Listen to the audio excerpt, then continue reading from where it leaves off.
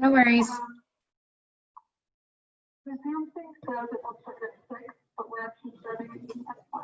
I opened it up.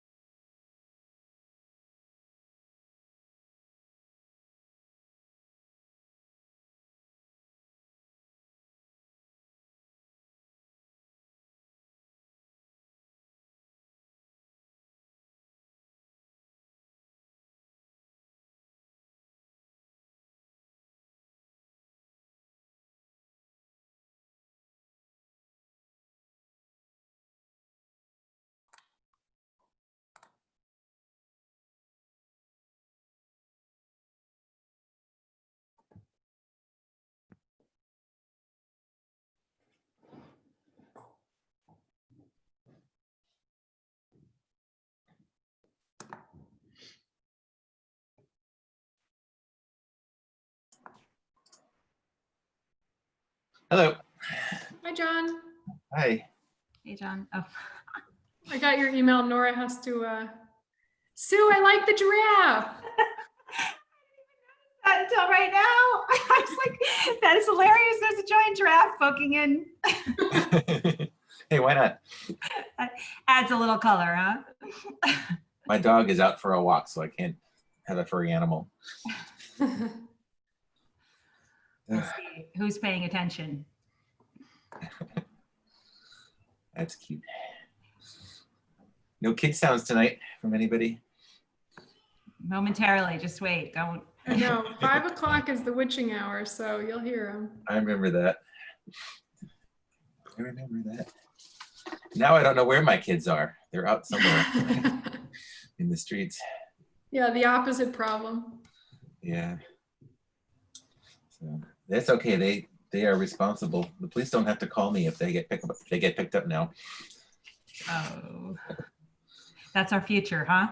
Yeah. I miss the old days though. It goes by so fast, as they say. Where's everybody? I hope everybody doesn't think it starts at 6. Yeah, let's see. Maybe they'll join right at the time. I can. I thought I saw Nora, but did she go? Did she leave? Oh yeah, I thought she was here. Maybe she just left. I called her because John, you had emailed me about. Oh, hold on. Amy. Oh, Nora's computer crashed. She has to restart. So she said it might impact people being accessed into the meeting. So she'll be back on in just a couple minutes. And All right. Got it. Okay, I'm gonna go grab something. I'll be right back. Myself.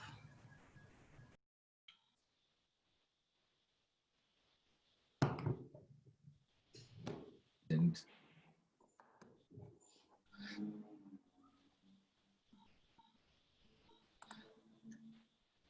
Amy wants to know if I've seen the minutes of the May CAC meeting. Were you able to download it, John?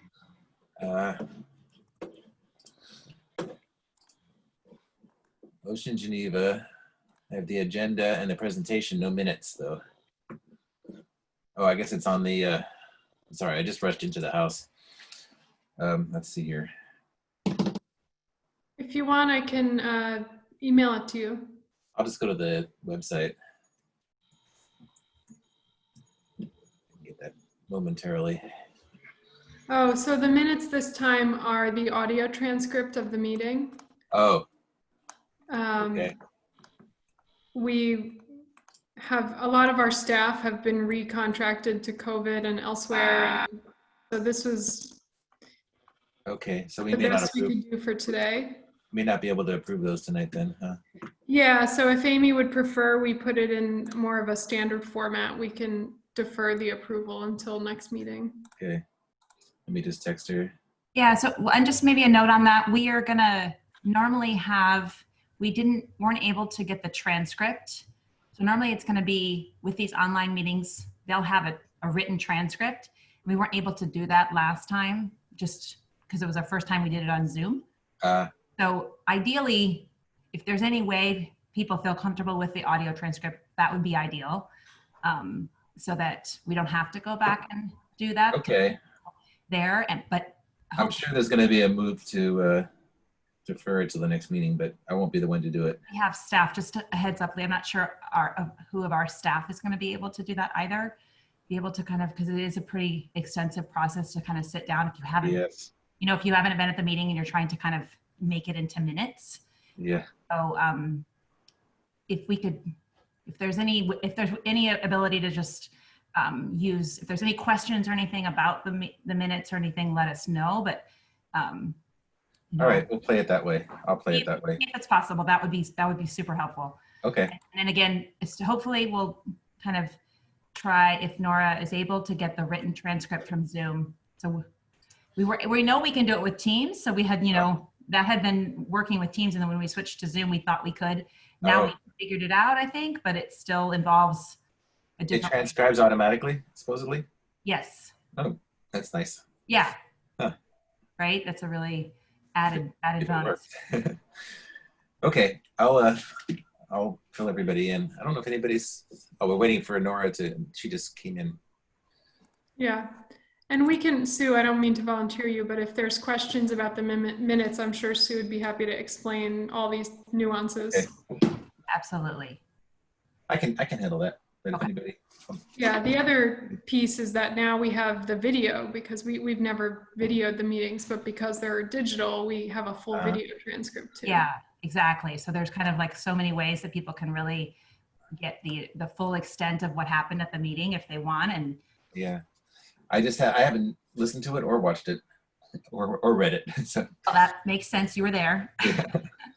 But I don't remember it too well either. So we'll, see how it works out. Nora, if you're here, can we restart the recording when we actually? Excellent. So let's do a roll call. It's not in alphabetical order this time, but I'll just call them out. Sunnyside, Amy O'Hare. Here. Westwood Park, Michael Ahrens. Here. OMI resident, Maurice Rivers. Here. City College, Bridget Davila. I believe Bridget has a trustees meeting tonight. She was going to sort of keep an eye on the chat, but I'm not sure she's able to do that. Are you here, Bridget? Okay. Peter Tam, Ocean Avenue business owner. Peter, are you with us? Present. Okay. SFPUC, Mark Tang. I'm here. All right. And Christine Godinez is still out on maternity leave, and I'm John Winston. Okay, some quick announcements. There is an SFMTA board meeting for Balboa tomorrow at 1 p.m. The CAC webpage meetings tab lists the hearing and contains a link to the agenda and information about the viewing/public comment. Balboa Reservoir is number 11 on the agenda. Also on Tuesday, June 23rd, there's an SFPUC commission hearing at 1:30 p.m. The hearing is also linked on the CAC webpage. Okay, so we have minutes from the last meeting, but they are audio minutes. So I will put that out to everybody. And does anybody move to approve? Well, let's discuss that first. Does anybody have any comments about the audio minutes? Well, I do have a comment. This is Mike Ahrens. Let me just say that before you start, the minutes were not transcribed. When we were using Microsoft Teams, we were able to automatically transcribe them into text. And I guess we're just figuring out how to do that on using Zoom. So that's why they're not transcribed at this point, and it's hard to do manually. It's a big job. So with that said, go ahead. Yeah, I was just going to compliment whoever did the minutes of the last meetings. It was very good. And they've improved over the last 2 to 3 years immensely. But obviously 88 pages of minutes are not a summary of the meeting. So I would suggest that we continue approval of the minutes until the next meeting, whenever that happens, of the CAC. Because anybody who wants to see a summary of minutes doesn't want to read 88 pages of the audio. Or you had to listen to it. Okay, there's also video. Is that a motion then? That's a motion Okay. to continue approval of the minutes. All I right. second that. Okay, we have a second. Any other comment on this before we vote? I have a comment. I'm just wondering, is the summary actually going to be performed of the minutes, or is this it? It's like this audio transcription, that's the minutes. I'm just trying to get Well, clarification. I believe we will get a automatic transcription from Zoom eventually. Yes, maybe I can help, John. Go ahead. It's helpful. So, I appreciate everybody's patience as we work through kind of different online, virtual forums here. And with Teams, we were able to provide the transcript, and that was automatic. And we're, I think, optimistic that we'll be able to do that tonight as well. That was not a feature we were able to figure out in time for the last meeting. I do appreciate the length of those minutes. We do put them next to each item, so you can, kind of go to the video section, or with the agenda, you can kind of click on it and see it. We are down in staff right now in terms of the ability to have, an additional staff member, which we've had in the past, if you recall, attend the meetings to kind of, because it's a lengthy task to go back and have staff kind of go through and summarize that and kind of figure that out. And we do not have the staff capability to do that right now. And so we are hoping that the transcription, would provide you with, exactly what happened in the meeting. Okay, well, thank you. Well, I again have the same question. Would it be word for word, or would it be a summary? Because a summary is what minutes are. Is there anybody that can do I know you're down at staff, and I appreciate that, and this is a time of stress for all of us. But is there somebody that can do a very brief summary of what was said? It doesn't have to be long. So for the last meeting, it would have to be somebody going back and going through all of the tapes. I agree that it wouldn't have to be long, but they would have they'd have to understand the content, and they would have to kind of be able to digest that down, right? So they would have to, it would either have to be one of us who kind of understand the content of the meeting, or, not. So we've had admin staff do it in the past, attend and help us, with this task. And we do not have that staffing ability. So if at all possible, we can attempt to do it going forward. But if there is a willingness to, if there is a need for something in the last meeting that you're kind of wanting to understand or unclear about, if that would help. Is there a specific that you were looking for? My motion, I think that's been seconded, is simply to defer the matter to the next meeting. And I appreciate all the hardships that everybody has in today. So let's see what we can do between now and the next meeting. If it has to be a summary, a long, then we'll consider that at the next meeting. So that's my only motion. Okay. I don't mean any more than that. Do we need to take public comments? I guess we do. Anybody want to, any comments from the public about the, actually, since we're deferring it, I guess we don't need to do that. So, if I'm not mistaken. So, to vote on the Michael's motion, Amy O'Hare? How do you vote? Yeah, aye. Aye. Michael, obvious. Michael, how do you vote? Aye. Okay, Maurice Rivers? Aye. Bridget is absent. Bridget, are you here? Bridget is absent. Peter Tam? Aye. Mark Tang? Aye. Chris, and I vote aye as well. So it's unanimous. Okay. Meeting overview, I guess I did that already. General updates. Okay, let's go to item 3, resolution regarding the Ocean Avenue Corridor Design Project. I want to thank Amy for helping me out with this. She did a great job of clarifying all the whereases in this document. So now it's much more professional, and I really appreciate that. So this is a resolution to the Balboa Reservoir Community Advisory Committee is urging the San Francisco Board of Supervisors to fund the San Francisco Planning Department to implement the completion of the Ocean and Geneva Corridor Design Plan from Frida Kahlo Way to Mission Street.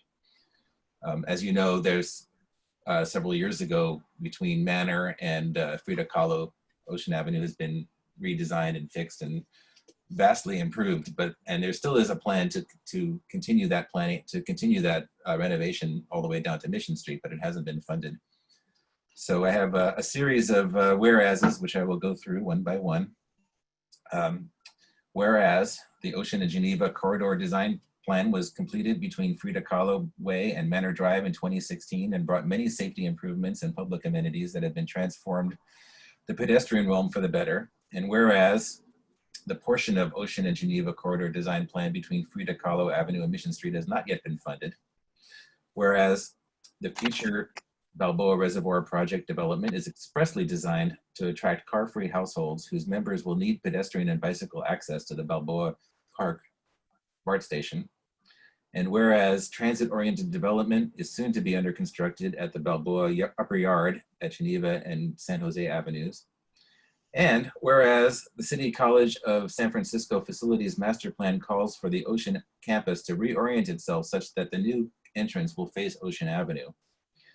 And whereas the Ocean Avenue Association has recommended that City College of San Francisco actively pursue its plans to make its Ocean Avenue frontage a walkable, landscaped, and properly lighted pedestrian area. And whereas over the last 10 years, many new housing developments that include first floor retail have opened on Ocean Avenue and many more in the pipeline. And whereas City College of San Francisco Transportation Demand Management and Parking Plan from 2019 shows that 54% of students surveyed use transit, walking, and bicycling to get to campus. And whereas more students and faculty at City College and San Francisco Ocean campus will depend on transit, walking, and bicycling to get to campus as a result of the loss of parking due to the Balboa Reservoir project. And whereas City College of San Francisco Facilities Master Plan calls for safe pathways and access between campus and the surrounding community. Whereas there are 4 large high schools in the adjacent neighborhoods, Balboa, Archbishop Reardon, Lick Wilmerding, with this last one being located directly on Ocean Avenue between Frida Kahlo Way and San Jose Avenue. And whereas the Balboa Area Transportation Demand Management Plan from 2017 recommends numerous physical and operational measures to better manage the transportation needs of commuters, families, seniors, employees, visitors, and students of all ages, means, and schedules in the neighborhood. Whereas the current pedestrian crossings and bicycle infrastructure in the vicinity of Ocean Avenue and Frida Kahlo Way are inadequate and dangerous, resulting in severe injuries to vulnerable users in recent years. And whereas Ocean Avenue and Geneva Avenues from Frida Kahlo Way to Mission Street were designated part of the Vision Zero High Injury Network of 2017 and are therefore identified as a priority for safety improvements under the city's Vision Zero policy. Whereas the Balboa Park BART station has consistently been identified over the last 2 decades as one of the busiest stations in the system outside of the downtown area. And whereas BART's Balboa Park Station Modernization Plan of 2018 aims to strengthen the multimodal and universal access to the station and promote a safe and comfortable customer experience. And whereas the coming Geneva-Harney bus rapid transit line, which is designed to connect the Balboa Park Station with various neighborhoods to the east of Bayshore Caltrain Station, will bring many more pedestrians to the area. And finally, whereas the completed portion of Ocean and Geneva Corridor Design Plan from Frida Kahlo Way to Manor Drive has resulted in an improved street life for pedestrians, a reduction in crime, a positive economic benefits for area merchants.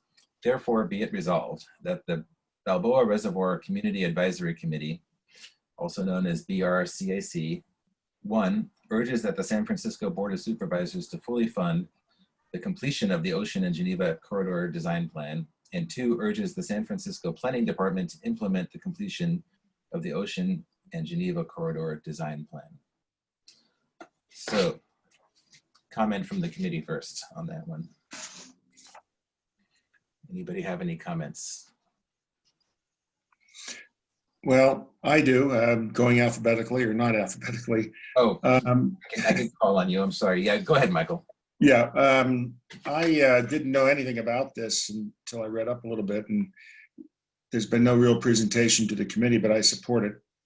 I only support it with a few very minor edits on the whereas clauses so as not to prejudice our decisions in the future.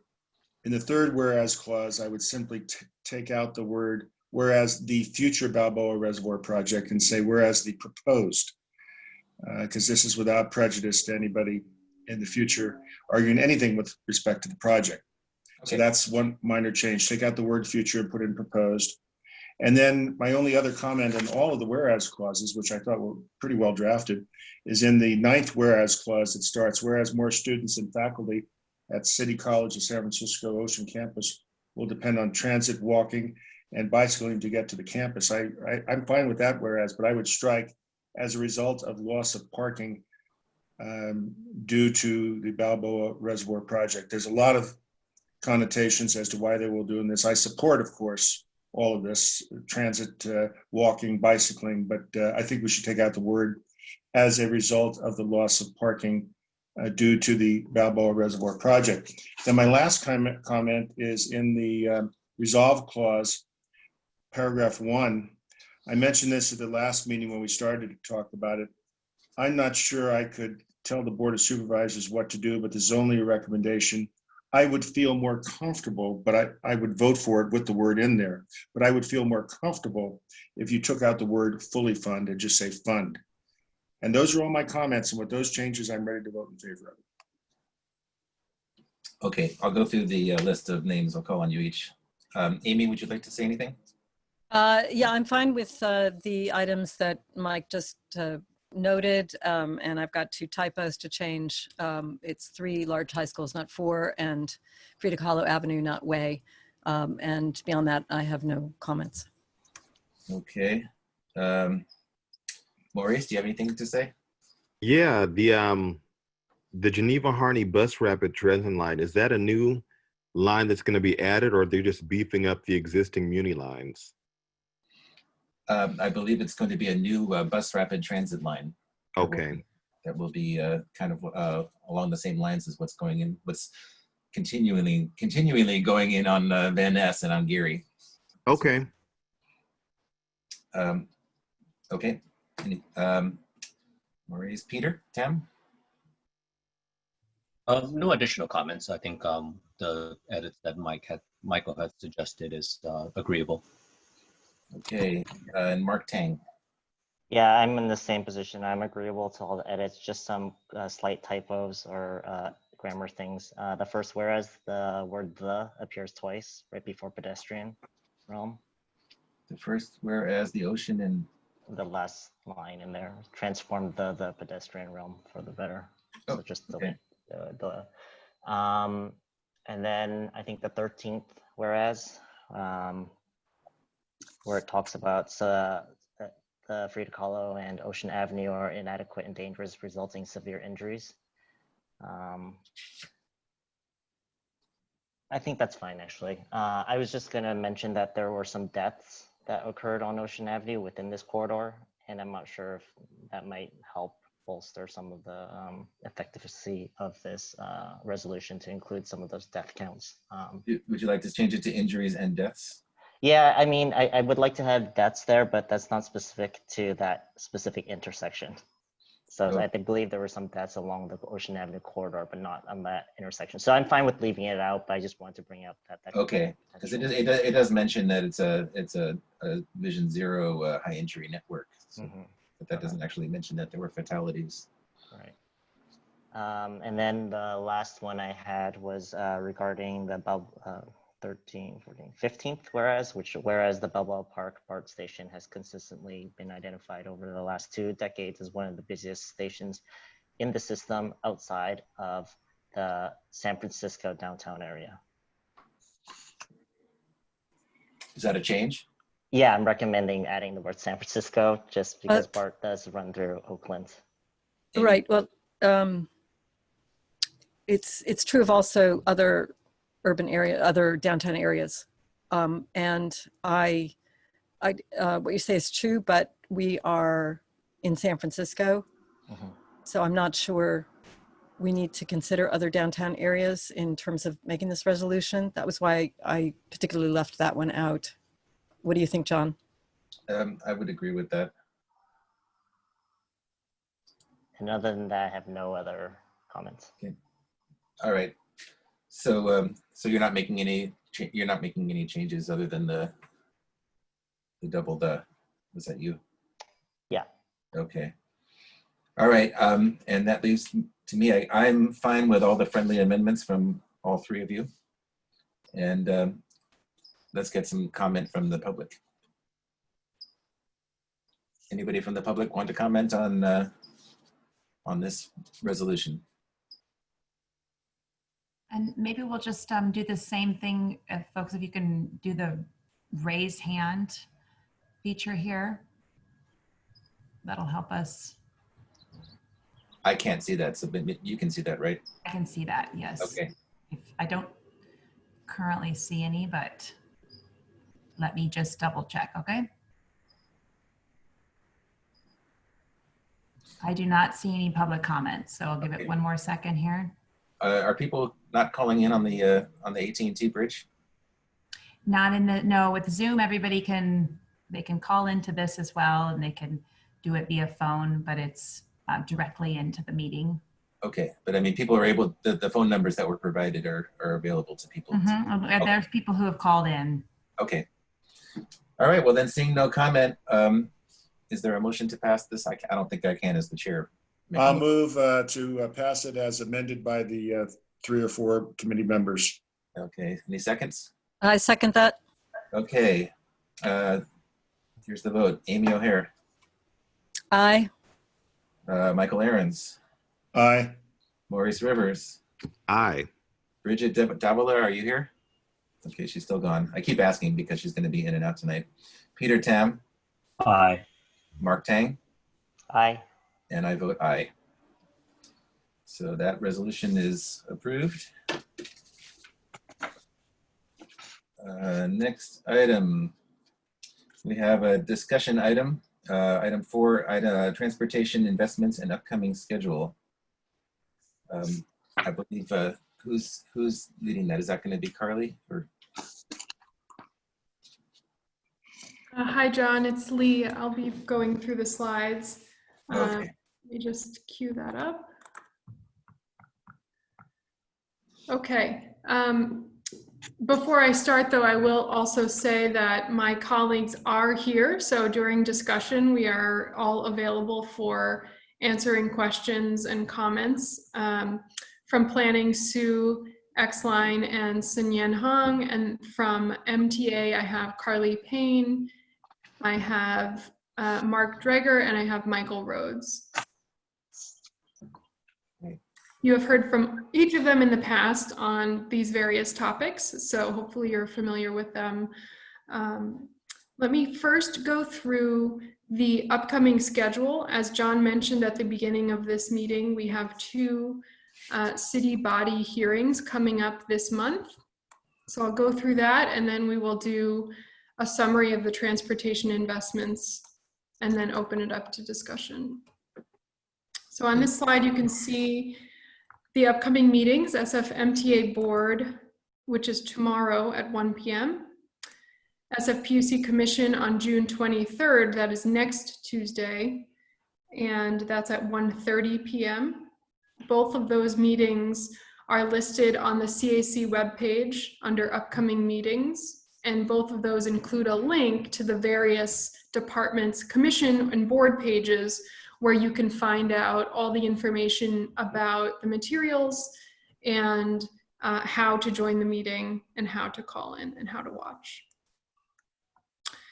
After these 2 boards and commissions, the project will move forward to the Board of Supervisors. We anticipate that to happen later in the summer.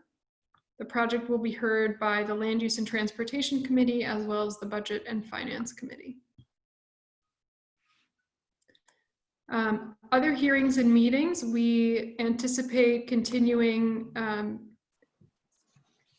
meeting with the City College trustees through their various committee structures and the full Board of Trustees, although that is not a city body, which is why it's down at the bottom. And of course, continuing with the CAC. Given that you have all been extremely responsive during our shift to virtual meetings and that we have a number of continuing important hearings throughout the summer, we will propose that we can have monthly CAC meetings next month, July, and as well in August, to allow the committee time to have public discussion and deliberate on items. That will of course be subject to the CAC member interest and availability, as well as us agendizing topics. And so I will be reaching out to the CAC members subsequent to tonight's meeting, and we can figure out confirmed attendance and dates, and then we can publicize those. So the key project documents and the documents that will regulate the project. You have seen these slides before, but I want to go through them because I think it's important and it's a complex project. And so these are the development agreement, which is the contract between the developer and the city that outlines what community benefits will be provided under what terms, and in exchange grants the development rights to the development partner. The special use district is the planning and zoning document that controls physically what actually may be built, the uses, the sizes. The design standard and guidelines document is a complement and a supplement to the SUD.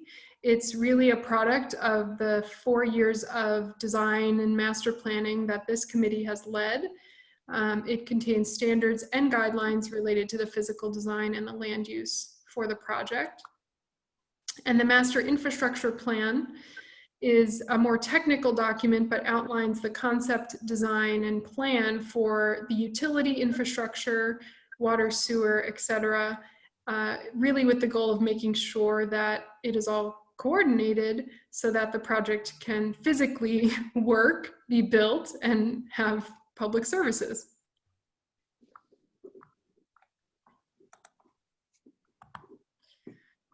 The approval actions for each of the bodies. I've grayed out Planning Commission because that occurred on the 28th of May. The SFMTA board will be asked to consent to the transportation components of the development agreement, and they will adopt the CEQA findings. The SFPUC Commission will, I'll skip to the bottom 2 bullet points there, the same 2 items. They will be asked to consent to the development agreement, in particular the infrastructure pieces. They will also be asked to adopt CEQA findings. And in addition, they will be asked to consider for approval and recommendation to the board the purchase and sale agreement, which is the contract that will outline the proposed sale of the property to the development team. Attachments to those include the open space license for the SFPUC retained fee area, which is the open space at the southern end of the site that is not being conveyed, and an amended access and easement agreement with City College. All of the items that I've just described on both pages will then be forwarded to the Board of Supervisors for final approval, either through ordinance or through resolution. So the highlights of those are the special use district, the general plan amendment, the development agreement, and all of the above SFPUC real estate items. So on to transportation. The transportation investments, I will go through these slides, but again, we look forward to having further discussion with members. One of the things that I think we have heard loud and clear are a number of the concerns that have been expressed. Increased traffic congestion at the key Ocean Avenue intersections, pedestrian safety to Balboa BART, the potential traffic increase through Sunnyside and other neighborhoods, spillover parking also in the surrounding neighborhoods, as well as the on-site parking loss for the college community. Those constraints or those challenges are kind of described as constraints, but also there are many opportunities that this project provides. The constraints that SFMTA faces always in every decision they make in terms of transit and other improvements are these competing uses. People get around the city in all types of ways. And so where do we invest? Peds, cars, transit, bikes within a limited right of way. Of course, as you all well know, the neighborhood is not a grid, which further complicates solutions. And then Caltrans has a jurisdiction of ramps and limited right of ways on the freeway. City College is, of course, a major stakeholder in this conversation and a major trip generator. But then, on the bottom side of this slide, all of those constraints have, on the flip side, create opportunities. The MTA is making significant investments in this area. We have growing relationship between City College and the MTA to plan for how to improve Ocean. We have the acceleration of MTA planning in this area and MTA planning in involvement in the Balboa Reservoir site design so that everything can be coordinated. And finally, the project's transportation-related mitigation requirements will help contribute to the solution. So just going into a little more detail on some of these items, the key transportation items that are included in the development agreement, which is going to be what the MTA board will consent to at the hearing tomorrow, include the Transportation Demand Management Plan, the approximately $10 million in transportation sustainability fees that the developer will be obligated to pay as they build out their project. The development agreement deals with public parking. This slide was presented at our May 18th meeting, but just to review, the transportation plan lays out that interim public spaces will be provided during construction, and then up to 450 permanent public parking spaces will be provided in garages beneath or within the residential buildings. Pricing will be set at market rate. Developer may negotiate discounted rates for priority college populations. And what we have heard, and the reason for this 450, up to 450, is we have been doing a lot of analysis over the last number of years. Current usage sets the right size at around 200 to 250. But we have heard a lot of feedback from the public and from others that say, a lot is changing. We're not really sure that that's the right number, and we agree. And so we have worked with the MTA and the planning department to outline a process by which the final number of public parking spaces that the developer will be required to provide, up to 450, will be determined via a parking garage analysis process. And that will happen at the time at which they are actually proposing to implement the buildings in which the garages will be built. So that process will be an analysis that looks at current parking use data, inventory of available parking in the area, information from City College about what City College is doing and their travel modes, the current status of SFMTA transit services, and then of course an analysis of the actual proposed garage operations, design, and pricing. So through that process, the final number will be determined up to 450 spaces. And finally, the development agreement outlines that MTA will provide a specific point of contact for this area and for this project to be available to the developer and to the community, so that as the project moves into the implementation phase, the community has a single point of contact at the agency to ask for updates and to attend meetings and things like that. Of course, what the developer is actually doing is a small piece of the puzzle. Certainly the development plan and the approach, which that are highlighted at the bottom of this slide, is really to mitigate any impact that might be caused by any cars added because of the project. And in addition, to help make better the experience for people walking, biking, and traversing through the site, to the site, and around the site. But in addition, we have been closely collaborating with City College. They have made efforts in producing a TDM and parking plan, working with a TDM coordinator, and have also contracted to widen the sidewalk on the north side of Ocean between Frida Kahlo and the off-ramp to I-280, which will help enhance that pedestrian safety to BART. The SFMTA has accelerated 2 key projects: the Frida Kahlo, Ocean, and Geneva intersection safety project, which really looks at this key intersection and how to move bikers and pedestrians through in a safe manner, and the Muni Forward K-Line project, which will be implemented through MTA's quick build strategy. And that has a broader scope further along Ocean Avenue, but will very much focus in this area. And then also the SFMTA is completing the crosswalk daylighting and speed cushions along Judson. The last piece of the puzzle that is underway is the I-280 southbound off-ramp safety improvement project.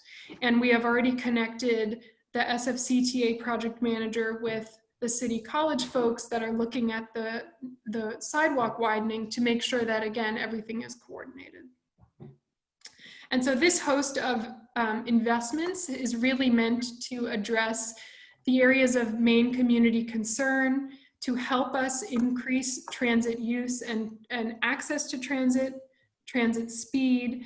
And really, not only will the fact that the project is going to be sort of mitigating its own impact and improving the surrounding areas through their own implementation of new streets and bike amenities, but the transportation agencies in the city and the county are working to additionally improve the existing condition to help to mitigate some of these concerns. So that concludes the presentation. Again, we're looking forward to Q&A and are happy to answer anything in more detail. But I didn't want to take up too much time with slides, and just let me know if you want me to scan back to anything in particular. Lee, there was a question on the chat about where can we find more information about the Muni Forward K-Line project? That's a great question. Can I turn it over to Carly or Michael to answer that? I presume the MTA website has information. This is Michael Rhodes with SFMTA. We do not yet have an active website for the K-Line project specifically.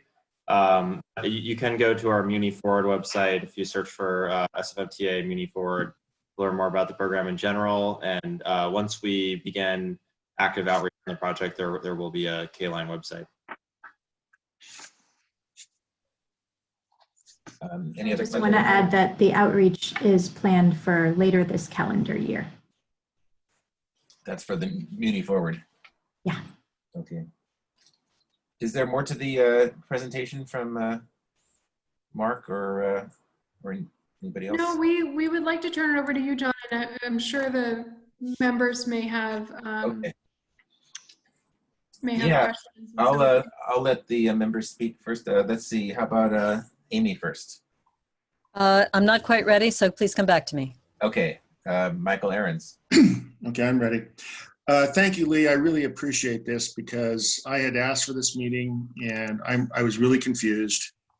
This is not my area of expertise at all. And you did, I think, a fine job, very good job of explaining chicken and egg and what's coming up in the next 2 months. but I have some questions. So I think maybe the better way on the questions of what's coming up is I'll just give you all of the questions and go slow, and then maybe you could respond because they're, I think, pretty simple questions. The first question on your slides is the Planning Commission did approve CEQA.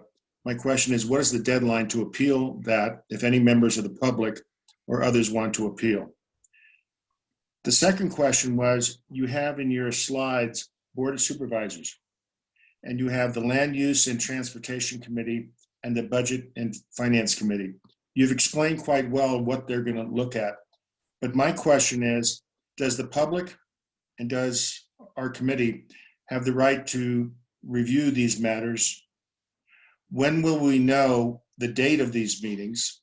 How much notice will the public and this committee get of these meetings? And do they have the right to comment? Then the next question is, should we take these one at a time and maybe get answers one at a time? Yeah, I don't have many more questions. Okay. Right. And the next question is when it comes to the Board of Supervisors, other than CEQA matters, do you have a right to comment on the various matters submitted to the Budget and Finance Committee and the Land Use and Transportation Committee? Or do you have to make all your comments at the subcommittee? And can you go to the Board of Supervisors? Those are my all of my questions, really. Oh, I have one more question. We know something's coming up, and in the first draft of the stuff you gave us, it was a 1 o'clock meeting, but I assume it's a 1:30 meeting. It's been changed because you just mentioned that. But earlier today, when you sent out the slides, the members of the CAC, it was 1 o'clock, but that was 1:30 for the SFPUC.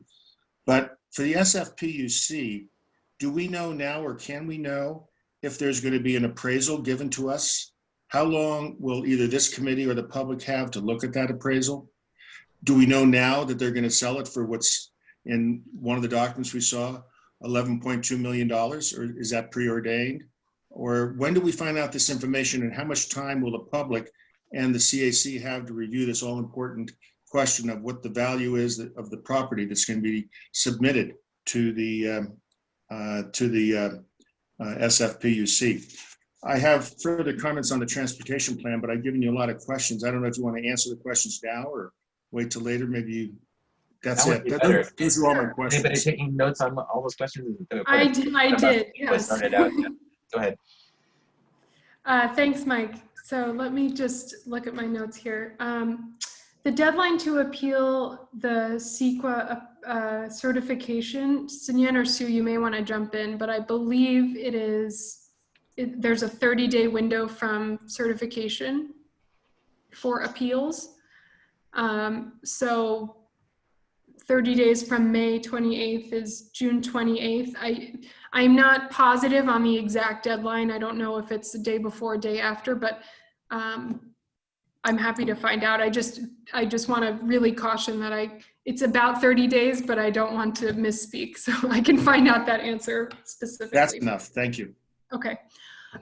Then you asked about the Board of Supervisors. So the anticipated schedule for when those two committees will hear the project is being confirmed in the coming days and a couple weeks. The board, as you know, is very busy with many items. And so we have been working with President Yi and Jen to navigate the schedule. And we have to work with each of the chairs of those two committees to agendize these items, which is why I don't have a specific date for you. But I anticipate in the next couple of weeks, we'll be able to tell you the planned dates for those. It's looking like late July right now. Those meetings also have their own public noticing requirements. And so there will be certainly noticing going out prior to the meeting. I'm anticipating being able to give you notice even earlier than that, as soon as I confirm the dates.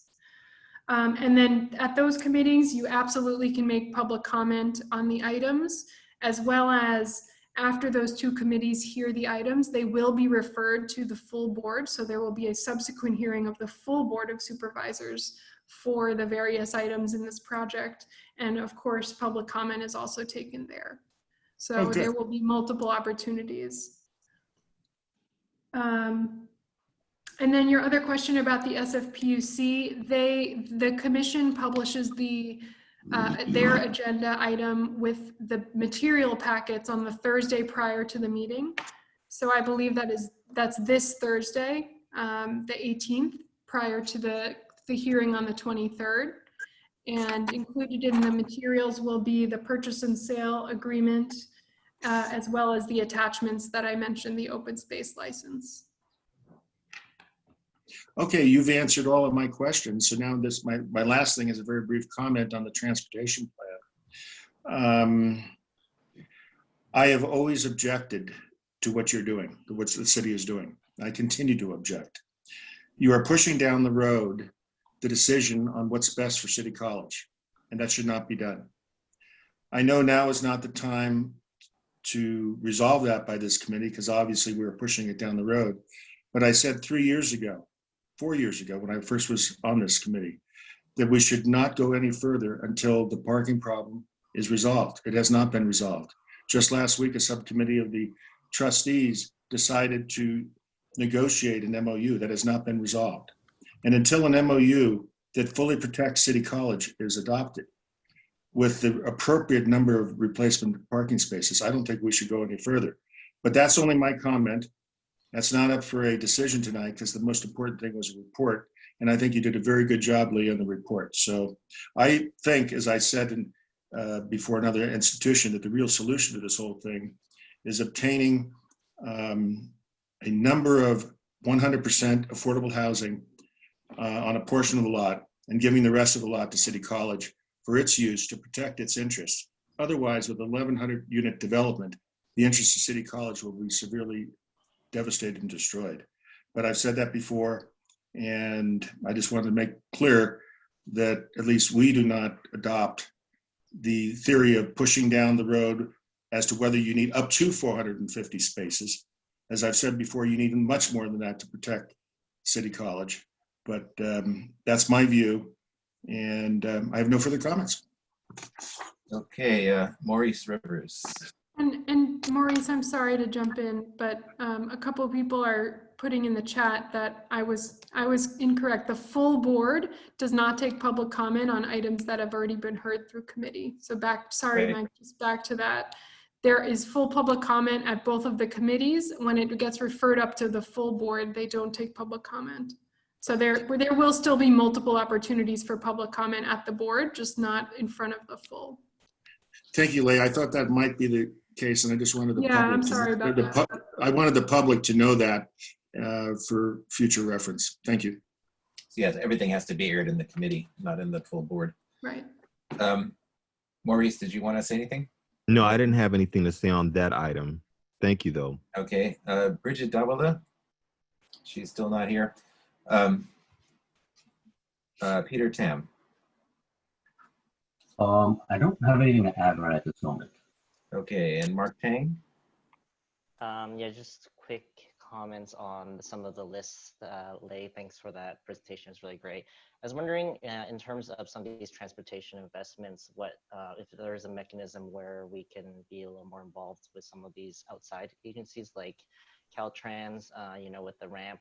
I think being able to participate on those, I know it's a different board and a different process, but if they have any upcoming workshops or anything like that, that'd be nice for the community to know so that they can actively participate on those. And then just in general, on this slide, how many of these are actually funded, planning? You don't have to let me know now, but just for future, it might be useful for us to know how many of these are moving forward in a specific time frame that matches up with the Balboa Reservoir. Other than that, I think I'm happy with everything. Okay. I am. John, maybe Carly can, and Yeah. Michael and Mark can address Mark's question about the funding and timeline. I have a summary of information that Mark and Michael gave me. So I'll share that. And then if I miss anything or mess it up, they can correct me. So for the Frida Ocean Geneva intersection safety project, we have the funding for the current phase, which is planning. and that's $300,000. We have a consultant on board, so the outreach will be commencing later this calendar year. We don't yet have, we do have an additional $850,000 for detailed design. And so we're still, the remaining construction funding is what we need a source, but we have a placeholder for it in our capital improvement plan, which means it is a priority for us to match with funding as we have funding come in. For the Quick Build Muni Forward, we have $9,050,000 in funding for planning and design for this project programmed in our new capital improvement plan from various sources. We also recently secured a state grant that it's about 1.6 million, and it's split between K Ingleside Quick Build planning and then our system-wide train control project. So the exact splits to be determined, but kind of between those, we have enough for the planning design. And then we have in our capital improvement program kind of a funding pot for quick build improvements across the system. So once the design is figured out and the engineering and everything, we can draw from that pot to implement. So it is likely to be able to be funded with this existing source. So that's what I have. And I'm happy to have my colleagues correct me or add anything if I missed anything significant. And that is funding for the Muni Forward, for the intersection, and for what else? Just those two projects. Those two projects. And then the Judson Street, yes, it's funded. We're just waiting for the PUC to finish their sewer work. Okay. Is there no funding, Vision Zero funding available, as well as maybe some of the transportation, the TSP funds from the developer as well? So Vision Zero is not a pot of funds. Different Vision Zero projects get funded different ways. And so and the second part about the TSF, we're intending to move forward with these projects in the next few years. The TSF funds for this project will be paid out over the construction of the project. What we really clearly from this community and what our practice should be all the time is we should not be waiting for TSF funds from a project to do investments in a neighborhood that is growing. So for instance, one of the sources for the Muni Forward K-Line Quick Build project is TSF. It's not TSF from this project, it's TSF from some other project in some other district or some other neighborhood.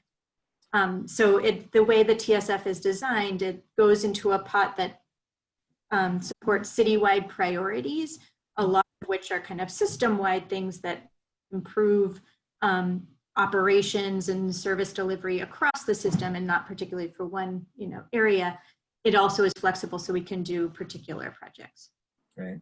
Okay. Well, I'll start my comments now. I guess, regarding that, I would like to see that since this is such a big project, that a commensurate amount of TSF funds actually does get allocated towards this point of impact where this is actually happening. Because I realize that the transportation sustainability funds actually go into a big pot for the whole city, but the impact is right here in the neighborhood, and that's what people in the neighborhood and the people who come to the neighborhood need to see, that there's going to be a benefit to the neighborhood as well. But I'm also happy to hear that there's a transit effectiveness plan for the K Ingleside. I'd like to know more about exactly what that is. Does that are you planning on doing setting it up so you can have double car K Ingleside trains, or so we can double the capacity? Or I'm going to turn it over to my colleague Michael Rhodes, whose team will be leading that project to discuss the goals of it. I think we had a presentation at one of your earlier meetings about it, but I think it's great to do a refresh. Thank you. Hi, good evening. Yes, the goals would be to increase the capacity of the K line. So ultimately by allowing us to run 2-car trains, as well as improving travel time and reliability. So, measures that would allow us to get through congestion a little bit faster.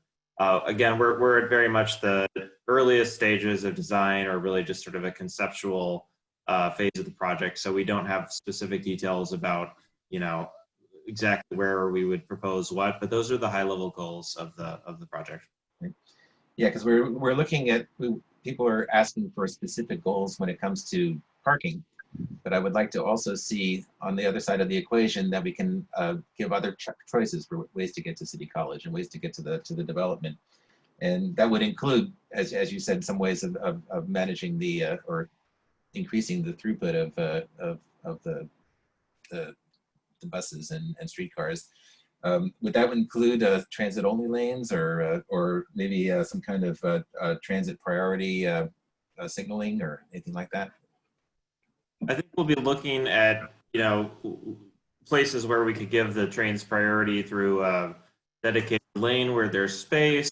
We will be looking at the traffic signals. So we haven't gotten into the detailed design, and there's a lot of constraints in this corridor because of the way the grid is set up, but we will be looking at ways similar to what you've mentioned to try to make sure the trains can move through without unnecessary delay. Right. I guess everybody here knows that, what we have in this neighborhood is just this hodgepodge of little neighborhoods, different grids, all connected by these insufficient roads, Ocean and Geneva and Phelan or Frida Kahlo. But we need to, I'm firmly believe that we need to figure out a way to reallocate the resources, the transportation resources, so that if we're going to take away parking, if we're going to, and since we haven't figured out exactly how much parking there should be, if it's somewhere between up to 400 or up to 2,000 spots or whatever people are looking at, that we also look at the other side of the equation and look at the transit and the walking and the bicycle. I also want to draw attention to the previous thing that we talked about earlier this evening. We passed a resolution to completely redesign and fix the Ocean Avenue for pedestrians and for transit and for bicycles. So by widening the sidewalks and maybe also widening the street a little bit, we would be able to provide, I would like to see us be able to provide protected bike lanes so that people can actually use bicycles as a choice. People will have a choice to use bicycles, but a lot of people don't see a choice there. But people say it's just too dangerous, and it's just not one of their choices. They'd rather drive or they'd rather take the bus. And the bus needs to be faster so that it needs to be faster and cheaper than driving and parking. And so I realize that the meeting tomorrow at MTA doesn't address all of these issues, but I would like to see that that's brought into the equation, that people look at the whole complete project, the whole complete transportation street. So I think that's all I need to talk about personally. I guess we need to open it up to public comment at this point. And I think Amy O'Hare had a. Oh yes, I'm sorry. I was going to come back to you, Amy. Thank you. So thanks to Carly for clarifying some of the funding, the state of the funding for the 3 items that are on the SFMTA on the slide about investments. Would like clarification on where the funding is for the I-280 southbound off-ramp safety improvement project as well. And this has come up in our Balboa Reservoir committee. Just clarification about where we understand that the 10 million that the developers are putting into the pot for, that's a generalized pot, and there's some idea that, we'll see some of that come back to us because of things that are already planned for this area. But just the specifics of where that 10 million is kind of earmarked. I'm understanding there's an island, a bus island that's on the southbound side of Frida Kahlo, just north of Ocean. That's part of that. These are mitigation measures, but also wanted to know if there are other. I know there are other items, and they're just not on here, and I'd like a review of that. as well, I guess because of this resolution, I'm aware of the fact that the Frida Kahlo Ocean Geneva intersection safety project is not the same thing as the Ocean Geneva corridor design plan that was implemented from west of Frida Kahlo and kind of not completed, and that's what our resolution is about, east of Frida Kahlo on Ocean and Geneva, and whether there's, you know, is that a moribund plan? Are we just, you know, to give up on some of the fine points of pedestrian, you know, interface, other than the Frida Kahlo Ocean Geneva intersection safety project has, you know, kind of outlined as objectives. So just wondering, because that there's some idea that, you know, because there are developments closer to Mission, that the entire length of Ocean Avenue needs attention to improve the whole experience of pedestrians coming from all directions to the Balboa Park Station. So I know that's quite a few odds and ends, but I'll ask for some answers there. Sorry. Anybody want to respond quickly, or? Yeah, thanks for that. This is Mark Drager. I'm the project manager for the Frida Ocean Geneva project, or I'm calling FOG, which kind of makes a lot of sense. So indeed, that is a subset of the greater Ocean and Geneva corridor design study. But I think it is the one piece that deserves being tackled first, because that's where we're seeing the poorest safety record. That's where, you know, it's toughest for transit to get through. That's where we're seeing the most congestion, and that's where we have very little in terms of bicycle facilities. So that is where we're putting our attention first. And, you know, one detail we haven't really shared up to this point is that we're also looking at the approaches. So we're looking at, you know, Frida Kahlo and Ocean and Geneva and how they approach and leave that intersection. So, you know, a portion of the blocks in each direction, thinking about, you know, what we could do now and how we could build that intersection to support something a little bit more robust. And I think the clearest example that comes to mind is the expansion of the north side sidewalk, the westbound direction on Ocean, and making sure that we're coordinating with City College so that we could have not just a wider sidewalk, but protected bicycle facilities. Yes. And if that, you know, lags behind the intersection project, that the intersection can, you know, support that addition later down the line, or if it leads, that we're kind of building that into consideration. You know, in Frida Kahlo as well, you know, it's a wide street. I don't, you know, have anything specific that we've, you know, that's come to mind, but I mean, a lot could be done on that street. You know, we're much more constrained on Geneva and on Ocean in terms of what we can do with the right of way, but with Frida Kahlo, there's a lot more room to do things, you know, beyond just, you know, the bus island that the developer would be building in addition to it. Okay, can I ask more questions about Frida Kahlo, because that is Sure. the end of you know, the project that we're most familiar with. And one of the things that we've talked about is you know, some kind of radical redesign so that they're to take away parking and put in a transit only lane, because you know, being single lanes on either side means that it is a traffic nightmare at certain times around rush hour and City College class times. And it's, you know, the buses become as slow as traffic, and just there's no motivation to take, you know, to take a bus to get to Balboa Park Station with the bus. So, I mean, is there any plans that it can be, I mean, all the way up to Judson is really, we'd like to see that whole stretch of Frida Kahlo looked at, and you know, some kind of assessment done about the reality of, you know, what it's like as a pedestrian, a bicyclist, and a transit rider on that stretch. Is there any idea that would be, you know? Yeah, given that that's a transit component, I know we have Michael here that can absorb that. You know, it's longer than just the approach of in the departure lanes of that street or outside the scope of my project, but I would absolutely want to coordinate with anything that transit has in mind for that street. And on the, I just want to address the something you said about the bus boarding island that the developers on the hook to pay for. So I just want to clarify, that's separate from their TSF. They have to pay for mitigations for transit delay. And so the bus boarding island on Frida Kahlo is one of the capital improvements that were identified to to mitigate transit delay impacts. Whether or not that a bus boarding island would include other transit priority treatments, it's too soon to tell. What will need to happen is that we, MTA, the developer's paying for it, but we will need to do the design and outreach work and an environmental review on the specific infrastructure. Obviously, that means engaging this community, but for the purpose of environmental review, we need to identify the kinds of mitigations. So I just wanted to clarify that those are two separate things. Okay. Michael, did you want to say anything about, Michael Rhodes, did you want to say anything about the possibility of a transit-only lane on Frida Kahlo? Well, as Carly mentioned, it's something we would obviously have to take a closer look at, and I imagine as we're getting into the design of the boarding island, we may review that further.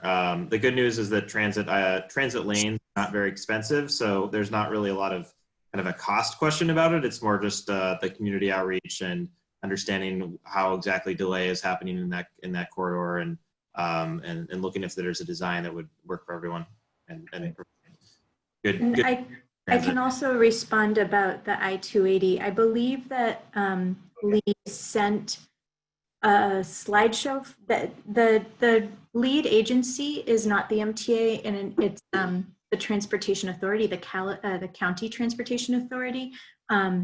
So it sounds like they have some conceptual designs they're working on and working with Caltrans, and that they don't yet have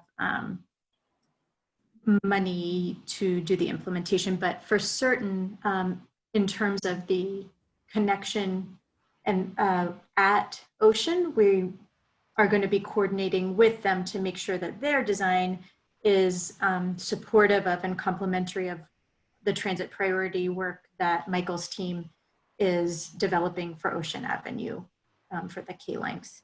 We definitely don't want to have conflicting design goals there.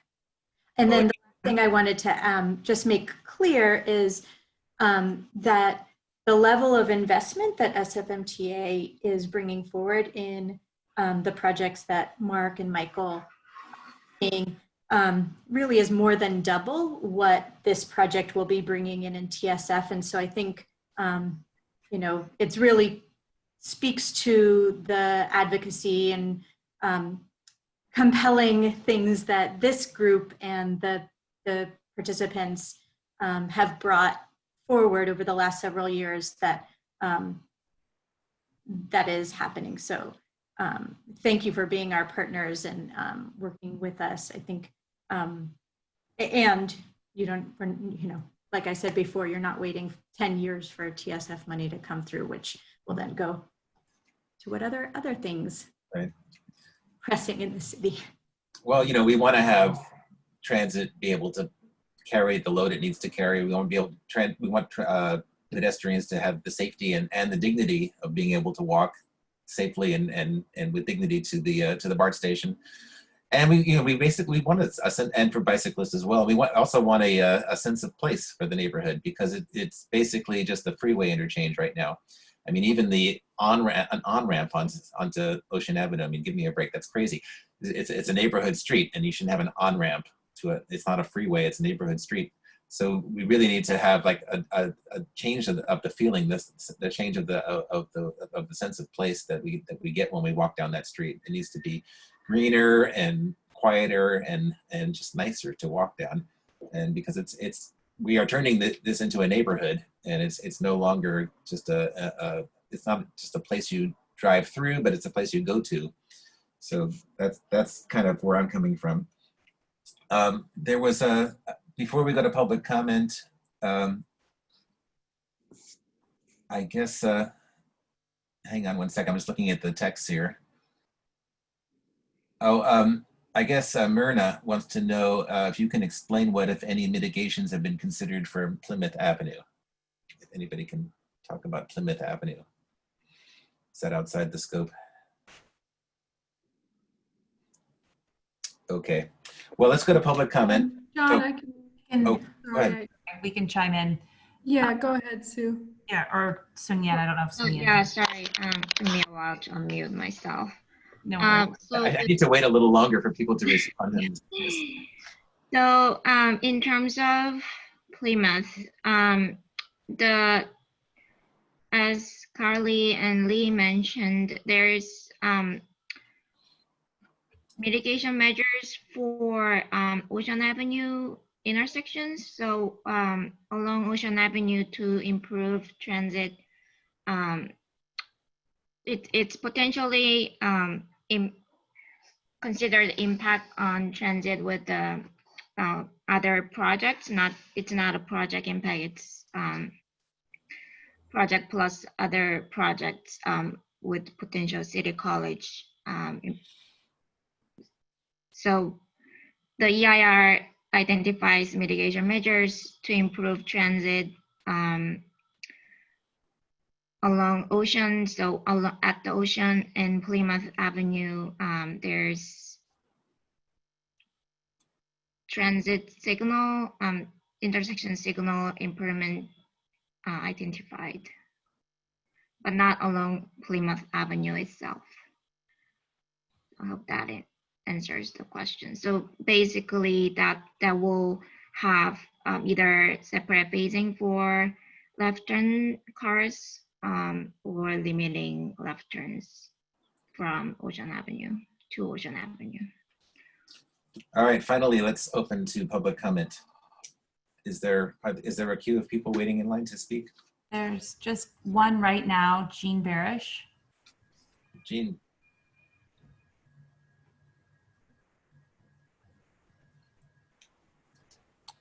I'll see if she's there and if I can unmute her.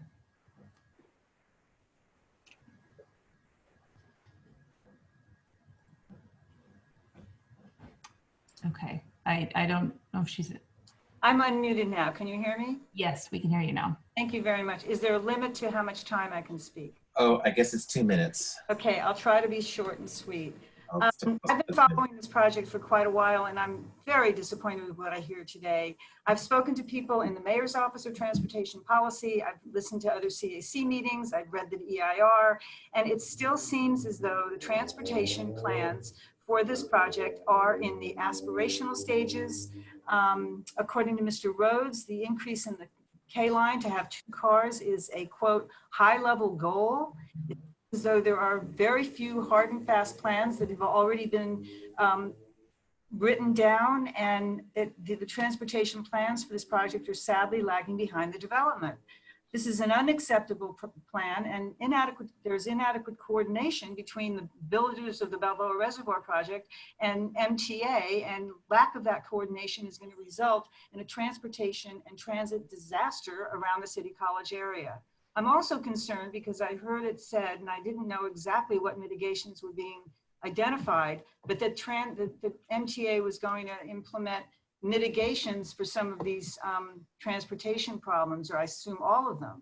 However, the environmental impact report identifies 3 transportation problems that cannot be mitigated.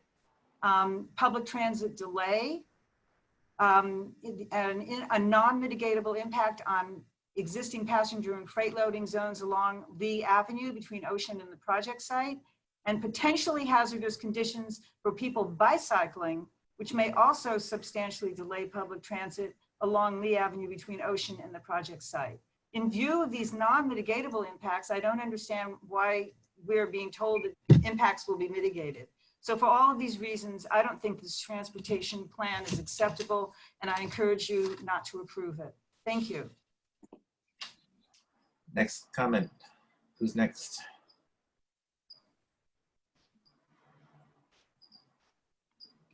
That is a phone number, 415-587-8846.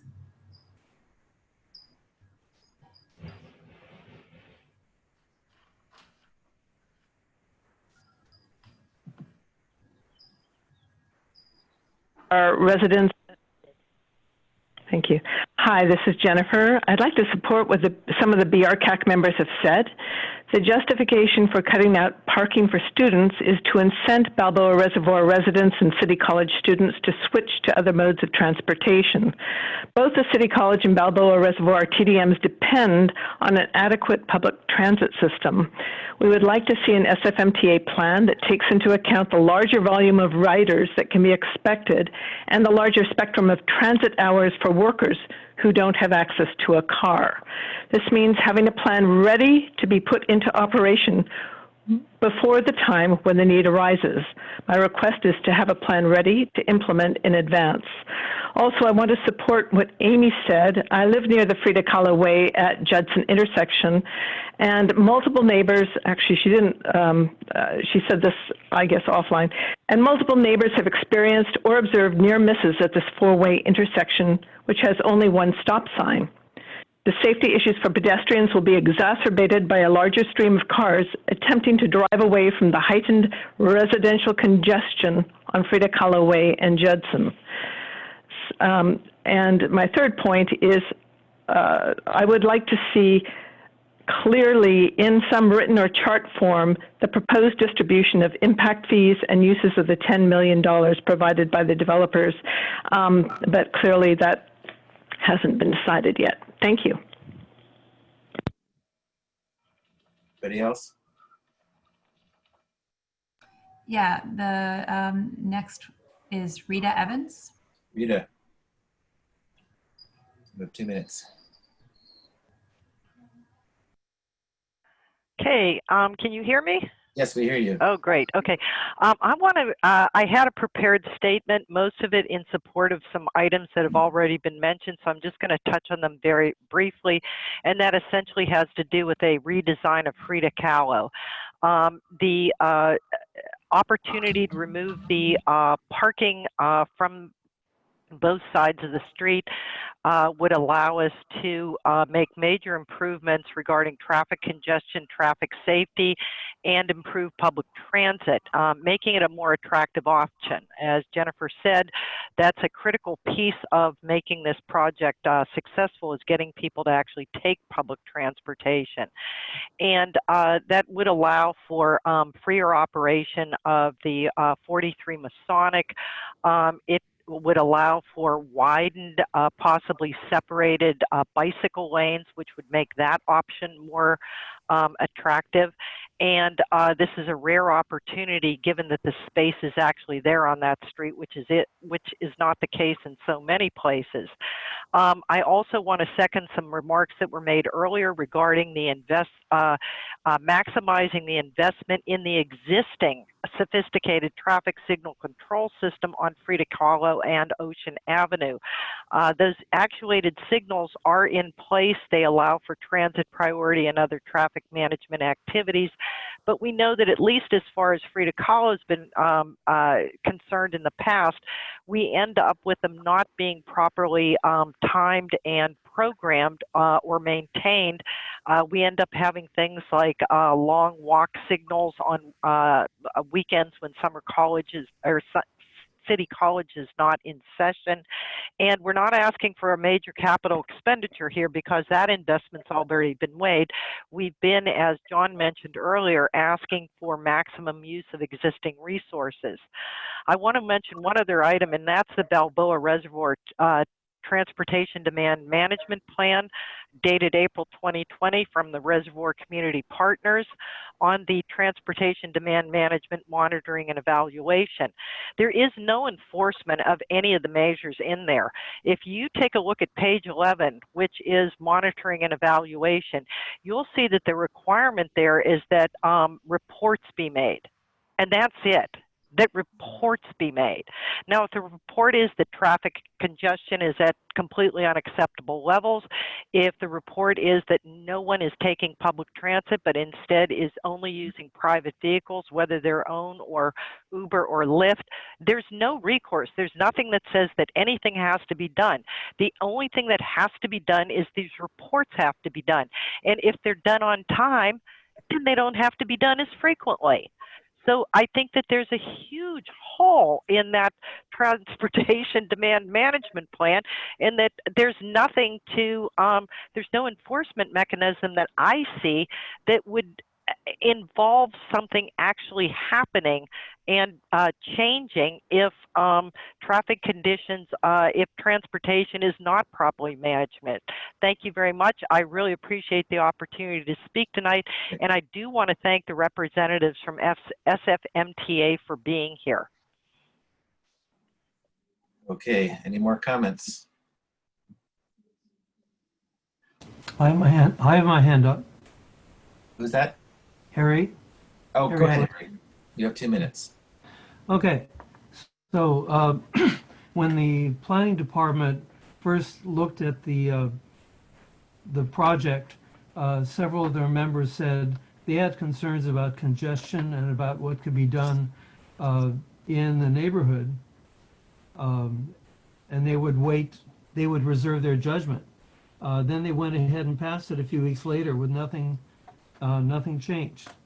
So Michael Ahrens has clearly articulated the flawed basis for concluding that only 220 parking places were needed to replace the parking lost through the development proposal. But even before that data was revealed, the maximum of some 400 parking places from the developer is enshrined in the documents, and they say they will not do any more. Some calculations have shown that to really replace the parking that will be needed, not on a daily basis, but in many parts of the year, somewhere between 1,300 and 2,300 spaces need to be provided. How is that going to happen if there's an absolute ceiling of what will be done as proved in the coming weeks? And also, I still am waiting for something positive to be said about the shuttle, because that is an alternative that is usable by people at the college, in the neighborhood, and passersby. And I don't know how it can just be excluded just because the developers think it's too expensive. Thank you. Any more comments? Chris Hansen, did you have her? I can't see people's hands, so you'll I can. Is Chris? I've just unmuted myself. Can you hear me?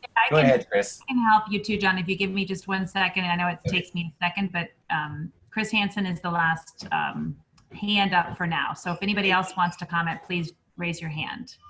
Okay, I would like to also say that a shuttle would be a great way to take people off of Ocean Avenue and bring them up around the other side of the school, and that hasn't been even looked at. And I'm sorry to say that I completely missed the presentation, because last night I checked the website to look at the agenda so I could be prepared, and it was not online. So I did not know that the meeting started at 5 o'clock, and when I clocked in at 6, I thought, wow, I'm getting in here right in the middle of something. So I have completely missed the presentation. But I do see that you are noting that City College is going to hire a TDM plan and coordinator. That's gonna cost money. The school is broke. The school is laying off teachers, canceling classes. Have you spoken to the budget committee about this, this apparently ongoing permanent new administrator role, which will mean it'll be somebody that'll have to come with a benefit package because they're working for City College? This is really unfair, and it's really bad timing, because the school is literally going broke and canceling classes. So I think that's it just keeps popping up, and like it's just assumed the school will just pay for it, and the school at some point is not going to be able to pay for its own schooling. So, all right, thank you. Great.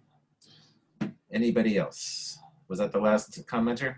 That was the last hand raised. I just wanted to clarify, I think, something that Chris just said about the TDM staff. If I understood her comment, the TDM staff has already been hired. I'm sorry, who's speaking, please? This is Sue. Oh, Sue, okay, go ahead.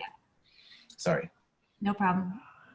What did you say? I'm sorry, please repeat. I'm sorry to interrupt. No, I just wanted to see if I understood Chris's question about the TDM coordinator at City College. That person is already hired. It looks like she wanted, maybe Chris, if you want to just type in your, or clarify if that was your question. If I answered it, let me know. Yeah, Chris is texting in. She's saying, who is that person? Do you know? The name of the TDM coordinator? Yeah. I do. Let me just look it up so I can make sure I say Because it. I've heard that Charmaine is out again. Somebody else has her name off the top of your head. I'm totally spacing on it right now. Yeah, it's Lilia Scott. Oh, and she works for an outside consultant? No, she works for City College as the TDM coordinator. Okay. All right. Are we finished with public comments? Can we move or do another round robin around this? I don't see any other hands raised. Okay. Amy, would you like to add anything to what you've already said? John, this is Singyang. Can I add one clarification regarding one of the comments? Yes. So it was about how enforceable the transportation management plan is. Yes, I was going to ask. Yeah, the TDM plan itself may not say anything about it because it's actually part of the planning code. So it's not repeated in the plan itself, but as part of the city TDM ordinance, all the TDM plans will be required to get monitored by city employee. So we have a dedicated TDM person in the planning department who will be do on-site inspection and also will do annual monitoring and reviewing of the report. So when the project is submitting their building permits or other permits to get from the planning department, they will also submit the TDM measures they're gonna implement per building or per site. And then planning person will be there on site monitoring after the construction and ongoing basis. Okay, thank you. That was a question I had also. Last I heard, Lilia Scott is no longer working for City College, but maybe I'm wrong about that. So, and also Charmaine Curtis is not working for City College anymore. So we're having a hard time putting together an MOU, or any of these things are really difficult when even the chancellor is an interim chancellor and we don't really have anybody to contact at City College. It's really difficult to communicate with them in a lot of ways. And I kind of wish Bridget Davila was able to be here to comment on that, but she's tackling that right now in her own meeting.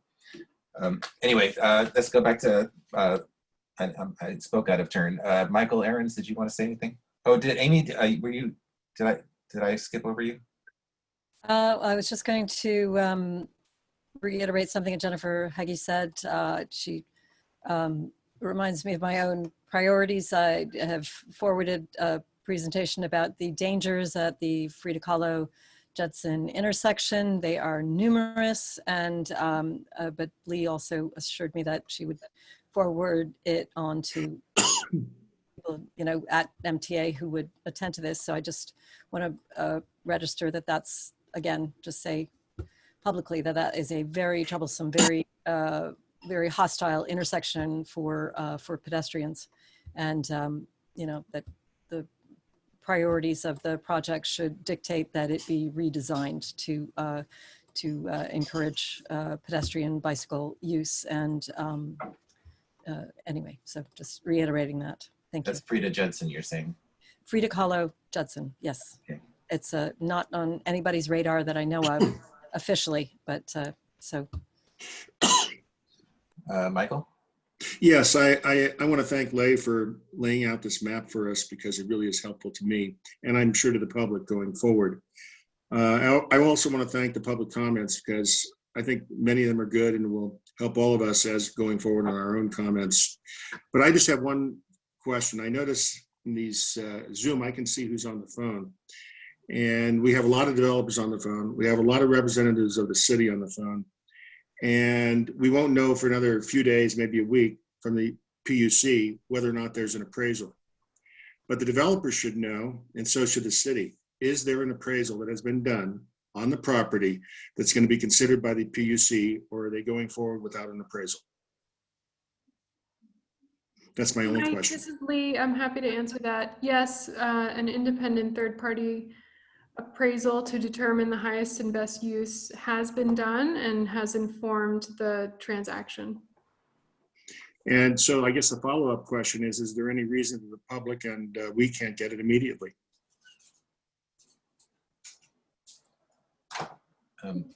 In keeping with the city practice, that appraisal is not disclosed while negotiations and contracts are still under consideration by various boards and committees. But the fact is, if you give it to us 72 hours before, appraisals such as this are very complicated and hard to address. And so I would urge the city and the developers to cooperate with the public and give us that appraisal immediately. That's all I have. Okay. After Michael, we have Maurice Rivers. I just wanted to follow up with what Michael had said earlier about the parking issue. And my only thing about that is, you know, the up to 450 parking spaces, it's a cheap throwaway. It's a smokescreen. And if the developer, they need to get serious and give us a number. I mean, the up to thing, it's not serious. And until they give us a number that's realistic, we shouldn't support anything that they do. Okay. Peter Tam? Yeah, I think, you know, what others have said about the public parking spaces.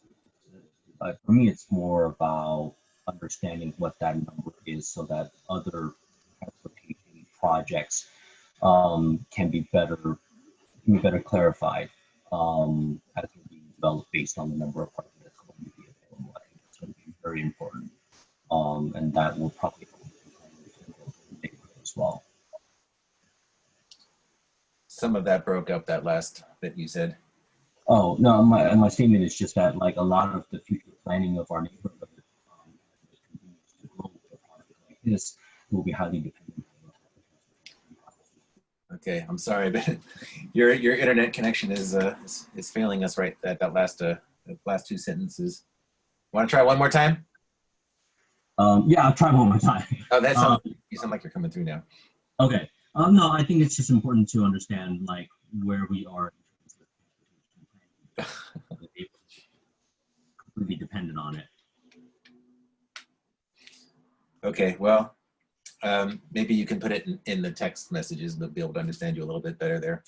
Yeah, Peter, sorry, that was hard to hear. If you want to type it in, like we yeah, can say it out loud. In the Zoom chat. Okay, Mark Tang. I have no other comments today, right now. Okay, and that leaves me. I wanted to thank Amy again for bringing up she's been doggedly pursuing the Frida Judson Avenue intersection and Frida in general. The idea of removing parking seems like a great idea if we were able to create a faster throughput of transit on that street. The amount people have a hard time driving down that street. Imagine if you had a bus with 60 people on it, all late for class, who are stuck behind all those cars. So it'd be really nice to have a transit only lane on that street and protected bike lanes too, if possible. If that's not possible, then perhaps we can move the bike lanes over to Lee. Or I've also seen in at least one place in the city where buses and bike lanes are shared on Laguna Honda, there's a section of bike lane and bus lane that are shared. And since the bus only comes through every 15 minutes or 10 minutes, it would be, that might make sense as well. Leave that to the engineers. Yeah, so I'm glad that we're paying attention to Frida as well as Ocean Avenue. And I really think that we need to, I echo Wynn Kaufman and also Jennifer Heggie, who I agree with as far as, I think it's important that we come up with a concrete plan that's done by the time this housing comes online. We don't want to be too aspirational at this point. It's getting a little late for aspiration, and we should actually be coming up with some concrete plans to actually make things happen in the neighborhood before we actually have a parking shortage and a transit shortage and high congestion. So that's me on my soapbox. What is next? I guess that's it. Are we done? Is there anything else anybody wants to say before we check out? Hey, John, this is Sue again. Sue. I'm going to read Peter's comment to, because he wasn't able to Oh, yes. get his connection through. So sorry about my connection. I believe it's critical to define the number of parking spaces so that transportation improvement and safety plans can be clarified. Thank you for that. That was Peter Tam's comment that got blown away by the bad internet. yeah, and I think we were just also wanting to make sure that we responded to Rita had a question about the records retention. I saw that she had her hand raised. I don't know if that was what she wanted to ask again as well. But yes, we are complying with all those. Yes, so they exist, and we are complying with all those records retention policies. And just a reminder that the AB 900 website, if folks want to see that as well, that is still available. So let us know if there are records that you are interested in seeing. Okay. Yeah, in that regard, I think the question regarding like what communication has there been with City College would be something of great interest to see is there some record of that. But I understand we are not going into the specifics there, and I do very much appreciate the assurance that those things are being retained. Okay. So one final reminder, there's SFMTA board hearing tomorrow at 1 p.m. You can go to the CAC web page and click on the meetings tab, and it lists the hearing and contains a link to the agenda and information about viewing and public comment. And we are number 11 on the agenda. And then the SFPUC Commission hearing is on Tuesday, June 23rd at 1:30 p.m. And the hearing is also linked on the same CAC webpage. And with that, John, yeah. before I make a motion to adjourn, I would just like to again thank Lee for explaining all of these things and the rest of the people of the city, because they are confusing. But I would like to urge us to have another CAC meeting, because we're it's almost football season, believe it or not, and we're sort of in the red zone right now when it comes to this project. And so I would like to urge us to have another CAC meeting before the first of either the Land Use and Transportation Committee meeting or the Budget and Finance Committee meeting. Because as Lee explained, it looks like the public has input at both of those meetings, but limited input, unless, as I understand it, the Board of Supervisors would invite more input at their own meeting. So we don't know when they will be, late summer, it said, but whenever it comes out, I would hope we could have another CAC meeting to have the city do the same thing they did today, and that is explain to the public and explain to us what the next step is and what the important issues are at those meetings. Great. So I would like to thank everybody, Michael and Mark and Carly, and am I forgetting anybody else from MTA for indulging us and answering our questions, because it's urgent. It's becoming more and more urgent. John, I think we have public comment as a final agenda item, the general public comment. Oh, we do. Oh, yeah. I was about to conclude the meeting. I know. You shouldn't do that. Is that Harry talking? Yes, it is. You want to go ahead, Harry? Unless someone else is speaking before me. Okay. A few You have 2 things. minutes. So I have received conflicting information about how the state surplus land statute requirement, this is Government Code 54222, is applied. What it says is, in the event that the public land is declared surplus, as far as I know, that is not going to happen until there is a contract. There must be a written notice of availability for school facilities, construction, or use by a school district for open space purposes to be sent to any school district in whose jurisdiction the land is located. Members of the Board of Trustees have said they have not been contacted. So I want it front and center about what the story is. Maybe the people at Planning Department or OEWD can talk about that. So that's one issue. I'm still not, so there's also the comment about the appraisal has occurred. Is that, for the reservoir, is that different than the $11.2 million figure? Because I'm really perturbed about, someone made a calculation between the 79.5 million of state grants, 39.5 million statewide park program, 40 million multifamily housing program, and the city paying affordable funding share, $44.7 million. That comes to a $203 million subsidy for the developer. I'm not sure how much they're actually contributing this on their own. Yet they get the privatized land and they own all the resulting structures. So there's some problems there. So we need a little bit of clarity. So thank you. I hope someone will get back to me about if there's going to be an offering of the reservoir land, because there is a buyer that's available. But if it's done in the middle of the night, like, okay, it's surplus now, because it said that the mayor has bought the land, that the land is already bought. So that's the confusion. Thank you. Okay. Anybody else have their hands up? I can't see hands. I do. Okay, Chris. Okay. I just wanted to mention that the T-Mobile network is out of commission today.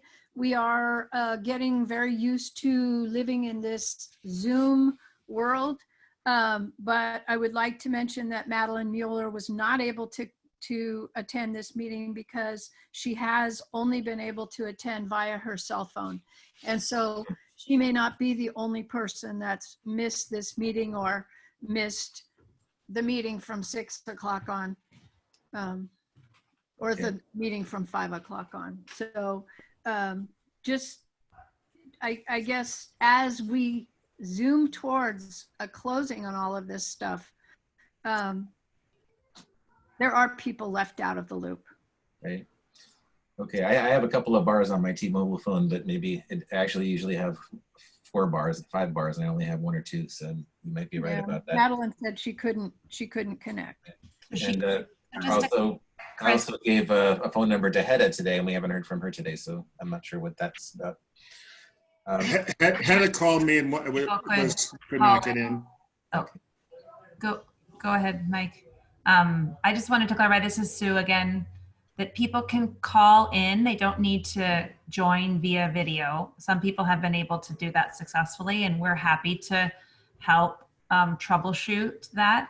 So if there are people who just, I think some folks are familiar with how to do that. The phone number is always listed.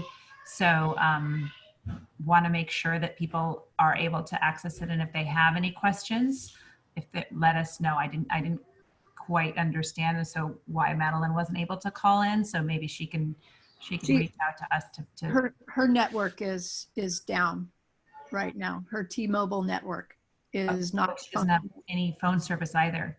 Okay, yeah. Got it. Okay. She can send emails. That's about it. Okay. Oh. Is there Thank anybody else who would like to speak on general public comment?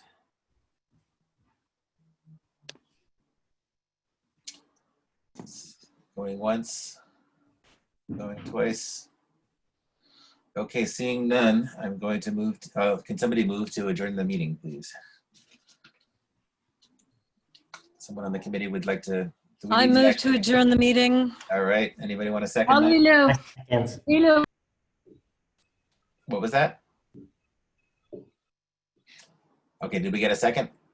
I second. This is Mark. Okay, the meeting is hereby adjourned. Thank you, everybody. Appreciate everybody, especially all the people that made time from the city government and people who made comments. Really appreciate it. Thank you, and see you tomorrow. Bye. Bye. Bye-bye. Can we save these comments on the side, the chat? Yeah. Last time, Nora couldn't do it for some reason. They came out last time. Yeah, I sent they them. did. Yeah, it was just the first time. Okay. Yeah, we figured it out. And I don't know, Nora, if this time, if we were able to get the transcript, I remember that was, so. I sent over everything I had last time, so I will see what we get at the end of this. Hold on. Thank you so much. Okay, great. Thank you. Dinner time. Good night, everybody.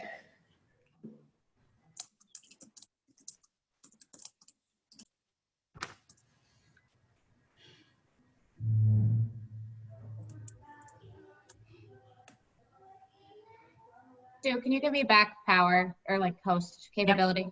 Yep.